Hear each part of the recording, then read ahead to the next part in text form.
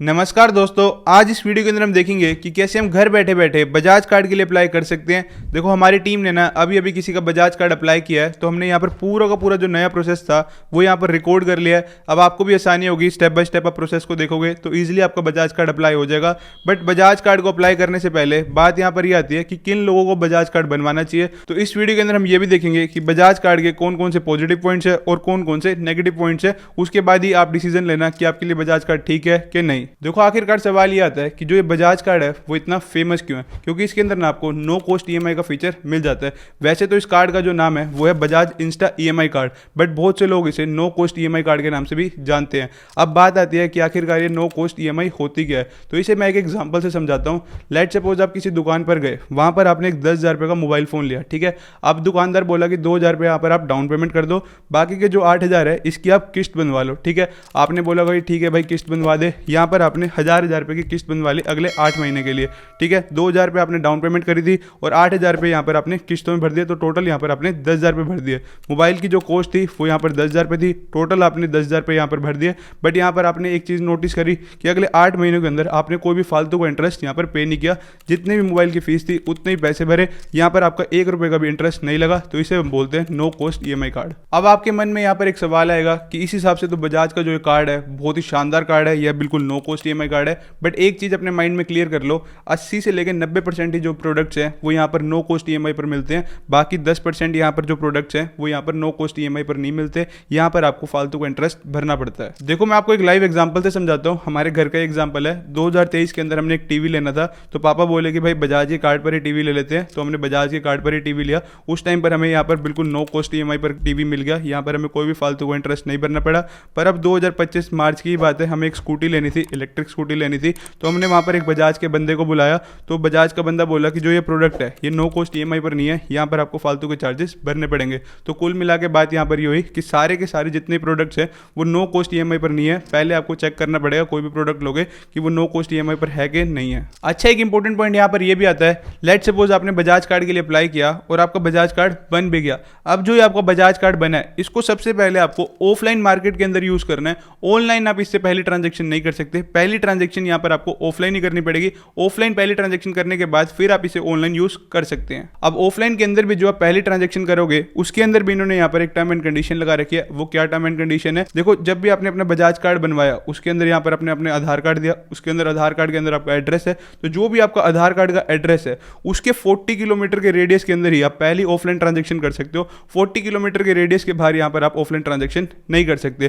तो देखो, बजाज कार्ड वही लोग अप्लाई करना जो अपने आधार कार्ड के एड्रेस पर रहते हैं। जैसे मैं आपको एग्जांपल से समझाता हूँ। लेट सपोज जो मेरा एड्रेस है आधार कार्ड का वो हरियाणा का है, अब यहाँ पर मैं पुणे में रह रहा हूँ, ठीक है। तो यहाँ पर मेरे लिए कोई फायदा नहीं है बजाज कार्ड को बनवाने का, क्योंकि मेरे को पहले ट्रांजेक्शन तो ऑफलाइन करनी है। तो मैं पहले स्पेशल पुणे से यहाँ पर पहले हरियाणा जाऊँ ट्रांजेक्शन करने के लिए, फिर वापस पुणे आऊँ फ्लाइट पकड़ के, तो इतना खर्चा मेरा वैसे हो जाएगा, इतना कोई यूज में नहीं आएगा। तो बजाज कार्ड को वही लोग बनवाना जो अपने आधार कार्ड के एड्रेस पर रहते हैं। जैसे एक और एग्जाम्पल से समझ लो, लेट सपोज कोई पर्सन है हेमंत, ठीक है। अब हेमंत का जो आधार कार्ड का एड्रेस है वो यहाँ पर हरियाणा का ही है और वो अपने आधार कार्ड के एड्रेस पर ही रह रहा है। तो यहाँ पर उसके लिए फायदेमंद है, क्योंकि वो पहले ट्रांजेक्शन 40 किलोमीटर के रेडियस के अंदर कर सकता है। बाकी यहाँ पर आपको एक चीज का ध्यान और रखना है, जब भी आप बजाज का कार्ड ऑफलाइन मार्केट में यूज करोगे तो बजाज का एम्प्लॉय आएगा, वो वहां पर आपको फालतू की चीजें चिपकाने की कोशिश जरूर करेगा। जैसे मान लो आप मोबाइल लेने गए तो वो बोलेगा कि भाई मोबाइल का इंश्योरेंस ले लो, अपना इंश्योरेंस ले लो। तो इन सभी चीजों को यहाँ पर अवॉइड करना। देखो, यहाँ पर आपको सारी की सारी चीजें क्लियर हो गई हैं। तो जल्दी से हम बजाज कार्ड को अप्लाई करने का पूरा कंप्लीट प्रोसेस देखते हैं। तो कार्ड को अप्लाई करने के लिए सबसे पहले हम बजाज की ऑफिशियल वेबसाइट पर आना होगा, जिसका लिंक नीचे आपको डिस्क्रिप्शन में मिल जाएगा।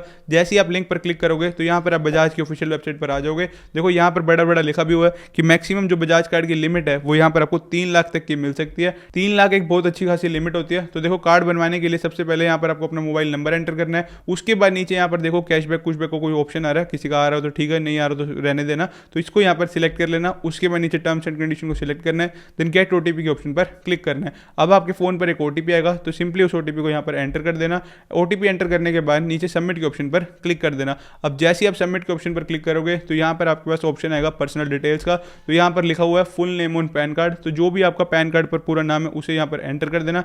अब जैसे ही आप अपना पैन कार्ड पर नेम डालोगे तो उसके बाद यहाँ पर आपके पास 2 ऑप्शन आएंगे। पहला ऑप्शन तो यहाँ पर है येस ऑटो फेच डिटेल का, और दूसरा है और नो फिल डिटेल मैन्युअली। तो देखो, हम यहाँ पर मैन्युअली खुद से ही डिटेल भर देंगे ताकि कोई गलती ना हो। तो नीचे वाला ऑप्शन यहाँ पर सिलेक्ट कर लेना। जैसे ही आप नीचे वाला ऑप्शन सिलेक्ट करोगे उसके बाद यहाँ पर full name on pan card हमने डाल दिया, जेंडर अपना सिलेक्ट कर लेना, उसके बाद डेट ऑफ बर्थ पूछी गई है पैन कार्ड के हिसाब से वो डाल देना, उसके बाद पैन कार्ड नंबर डालना ऑप्शनल है बट फिर भी डाल ही देना। देन उसके बाद एम्प्लॉयमेंट टाइप पूछा गया कि आप सैलरीड हो गए सेल्फ एम्प्लॉयड हो, तो वो आप अपने अकॉर्डिंगली देख लेना, तो यहाँ पर वो डाल देना। उसके बाद करंट रेजिडेंट और पिन कोड पूछा गया, बेसिकली आपका पिन कोड क्या है वो यहाँ पर डाल देना। देन आपकी रेजिडेंशियल सिटी पूछी गई, जहाँ से भी आपकी जो भी सिटी है जहाँ से बिलोंग करते हैं वो यहाँ एंटर कर देना। उसके बाद दोनों चेकबॉक्स को टिक करने के बाद सिंपली नीचे कंटिन्यू के ऑप्शन पर क्लिक करना है। कंटिन्यू के ऑप्शन पर क्लिक करने के बाद अब यहाँ पर आपको अपनी लिमिट बता दी गई, हर बंदे की लिमिट अलग अलग आती है, ये बेसिकली पैन कार्ड से डिटेल फेच करते हैं, तो आपकी जो भी लिमिट आई हो, अगर आपको लगता है कि आपकी लिमिट ठीक है तभी आगे कंटिन्यू करना, वरना यहाँ से बैक हो जाना, कोई भी आपके फालतू के चार्जेस नहीं कटे। कई बार क्या होता है ना, किसी की लिमिट बहुत ही कम आई है, किसी की मान लो 10,000 लिमिट आ गई, उसको लगता है कि नहीं भाई मेरे को नहीं चाहिए, तो मत लेना भाई, किसी की लिमिट अच्छी आ गई, किसी की 1.5 लाख आ गई, किसी की 2 लाख आ गई। जैसे हमारे केस में यहाँ पर जो लिमिट आई है वो 1,25,000 है, तो हम यहाँ पर इसको अप्लाई कर सकते हैं, तो आप अपने अकॉर्डिंगली देख लेना। अब करना कुछ नहीं, अगर आप लिमिट से सेटिस्फाइड हो तो सिंपली नीचे यहाँ पर कंटिन्यू का ऑप्शन है, उसको यहाँ पर एंटर कर देना। कंटिन्यू के ऑप्शन पर क्लिक करने के बाद यहाँ पर आपकी डिटेल्स आ जाएंगी, उसे देख लेना। नीचे यहाँ पर एड्रेस के अंदर यहाँ पर आपका एड्रेस आ जाएगा, अगर आपको लगता है कि एड्रेस गलत है तो अपडेट एड्रेस का ऑप्शन है, उसको ठीक कर लेना, बट हमारे केस में एड्रेस ठीक है तो हम यहाँ पर कंफर्म कर देते हैं। कंफर्म पर क्लिक करने के बाद अब आपके सामने कुछ इस तरीके का इंटरफेस आएगा, यहाँ पर लिखा हुआ है टोटल लोन लिमिट इतनी, उसके बाद लिखा फर्स्ट ट्रांजेक्शन लोन लिमिट इतनी। अब आपको पता है कि जो आपको पहला प्रोडक्ट है वो ऑफलाइन ही लेना है, तो यहाँ पर इन्होंने एक चीज और लगा दी, ऑफलाइन के अंदर भी जो मैक्सिमम लिमिट है पहली फर्स्ट ट्रांजेक्शन लोन लिमिट वो आपकी इतनी है। अब हर किसी के केस में अलग अलग आएगी, तो आप अपने केस में देख लेना, जो पहली ट्रांजेक्शन लोन लिमिट है वो इतनी है, इससे ऊपर का प्रोडक्ट बजाज के कार्ड पर नहीं ले सकते।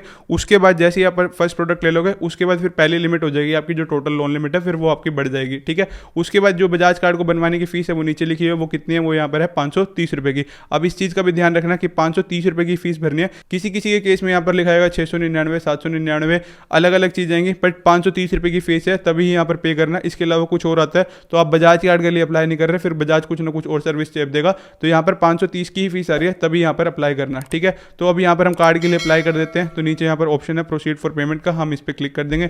जैसे ही हम प्रोसीड फॉर पेमेंट पर क्लिक करेंगे उसके बाद हमारे पास अलग अलग ऑप्शन आ जाएंगे, पेमेंट मेथड आ जाएंगे, कैसे आप पे करना चाहते हो, तो हम यहाँ पर इसको यूपीआई सिलेक्ट करके पे कर देंगे। तो मैं जल्दी से अपनी यूपीआई आईडी डाल के इसको पे कर देता हूँ। जैसे कि आप देख सकते हो कि हमने यहाँ पर 530 रुपए पे कर दिए हैं और हमारा बजाज का कार्ड बन के आ गया, कार्ड नंबर वगैरह सारी चीजें आ गया। पर एक चीज और देखोगे, अभी ये कार्ड एक्टिवेट नहीं हुआ, कार्ड को एक्टिवेट करवाने के लिए ना हमें अपना बैंक अकाउंट अटैच करना पड़ेगा, इसको हम बोलते हैं ई मैंडेट। अब बेसिकली ये क्या चीज है, देखो आपने बजाज से कोई भी प्रोडक्ट लिया, अब ठीक है उसकी जो ईएमआई बनी, अब बारी बारी बजाज के ऑफिस थोड़े होगे, बजाज बोलते हैं कि सीधा सीधा अपना बैंक अकाउंट अटैच कर दो, हम उसी खाते से पैसे काट लेंगे जो भी आपके ईएमआई के हैं। तो यहाँ पर आपको इसको एक्टिवेट करने के लिए अपना बैंक अकाउंट अटैच करना पड़ेगा।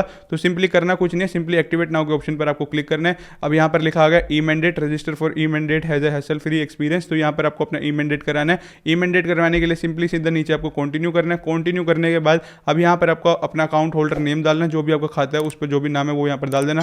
देन अपना आईएफएससी कोड डाल देना, देन अपना अकाउंट नंबर डाल देना। उसके बाद अकाउंट टाइप पूछेगा कि सेविंग्स है कि करंट है, तो वो अपने अकॉर्डिंगली सिलेक्ट कर लेना। देन कंटिन्यू के ऑप्शन पर क्लिक कर देना। अब जैसे ही आप कंटिन्यू के ऑप्शन पर क्लिक करोगे तो बजाज की तरफ से वेरिफिकेशन के लिए 1 रुपये आपके अकाउंट में आएगा, वो वेरीफाई कर देंगे आपको अकाउंट है, तो 1 रुपये आपके अकाउंट में आ जाएगा। उसके बाद यहाँ पर आपकी सारी की सारी डिटेल आ जाएंगी। उसके बाद नीचे यहाँ पर पूछा गया रजिस्ट्रेशन मोड, तो यहाँ पर 2 ऑप्शन है, डेबिट कार्ड और नेट बैंकिंग, तो बेसिकली अपना डेबिट कार्ड सिलेक्ट कर लेना।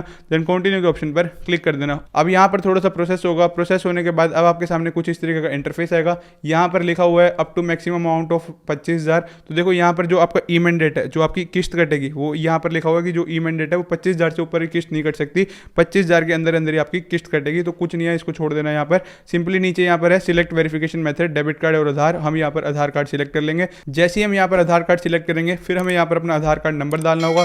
आधार कार्ड नंबर डालने के बाद हमें यहाँ पर कंटिन्यू पर क्लिक करना होगा। उसके बाद यहाँ पर आपके आधार रजिस्टर मोबाइल पर एक ओटीपी आएगा, देन सिंपली हमें वो ओटीपी यहाँ पर एंटर करना है। देन सिंपली कंटिन्यू के ऑप्शन पर क्लिक करना है। जैसा कि आप यहाँ पर देख सकते हो ऑथेंटिकेशन सक्सेस लिखा आ गया, हमारा यहाँ पर ई मैंडेट भी हो गया। जैसा कि आप देख सकते हो ई मैंडेट के आगे टिक भी आ गया, सारी की सारी डिटेल भी आ गया। तो यहाँ पर आपका बजाज कार्ड का पूरा एक्टिवेट हो गया। सबसे पहले क्या हुआ, लिमिट आई, फिर हमने कार्ड की फीस भरी और उसके बाद हमने एक्टिवेट कार्ड को कर लिया। अब यहाँ पर आप देख सकते हो सारी की सारी चीजें आ गई है। अब आपने करना कुछ नहीं है, अब आपने बजाज की एप्लीकेशन को इंस्टॉल करना है, वहां पर आपको कार्ड की सारी डिटेल पता चल जाएंगी। कुछ भी आप बजाज कार्ड से प्रोडक्ट लोगे तो वहां पर अपडेट हो जाएगा कितनी किस्तें कैसे है। जब भी आपकी किस्त खत्म हो जाएगी सारी की सारी, तो एनओसी वगैरह सारी की सारी बजाज की ऐप से निकाल सकते हो। तो ये थी पूरी की पूरी complete video Bajaj EMI card पर। आई होप आपको ये वीडियो बहुत ज्यादा इन्फॉर्मेटिव लगी होगी। बाकी फिर भी किसी को कुछ डाउट हो तो नीचे comment section is open for you. बाकी मिलते हैं हम नेक्स्ट वीडियो में। Till then have a right path means focus path.